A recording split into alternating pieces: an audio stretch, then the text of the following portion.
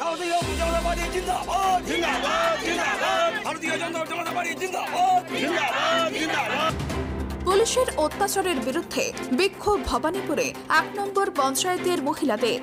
গত ১৯ ডিসেম্বর ২০২০ তারিখ ভারতবর্ষের স্বরাষ্ট্রমন্ত্রী শ্রী অমিত শাহের মেদিনীপুরের রাজনৈতিক মঞ্চে হাসানাবাদের তৃণমূলের দাপুটে নেতা ফিরোজ কামাল ওরফে বাবু মাস্টার ভারতীয় জনতা পার্টিতে যোগ দেন।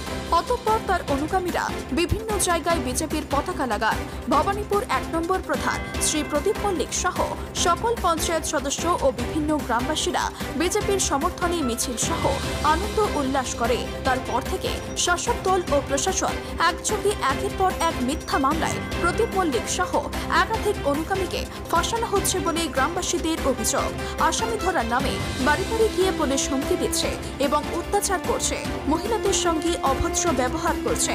বিজেপি করলে ঘরছাড়া করা হবে বলে হুমকি দিচ্ছে। পুলিশি অত্যাচারের বিরুদ্ধে মহিলারা ক্ষোভে ফেটে পড়ে এবং রাস্তায় নেমে ভবানীপুর ১ নম্বর পঞ্চায়েতে অবরোধ করে বিক্ষোভ প্রদর্শন করেন। আমাদের বাড়ির ছেলেরা তৃণমূল থেকে এখন বিজেপিতে এসেছে, যারা এতদিন ভালো পরিষেবা দিচ্ছে, প্রতিটা মানুষের ঘরে ঘরে গিয়ে তাদের কার কি আছে নেই সবকিছু তারা দেখাশুনো করেছে। আজকের পুলিশ এসে রাতে দিনে তাড়াচ্ছে, তাদের বাড়িতে থাকতে দিচ্ছে না, খেতে দিচ্ছে না, অকথ্য অত্যাচার প্রচন্ডভাবে নির্যাতন দিচ্ছে, যার জন্য তারা বাড়িতে দাঁড়াতে পারছে না। এই জন্য আমরা আজকের এখানে এসেছি এবং বিক্ষোভ দেখাচ্ছি।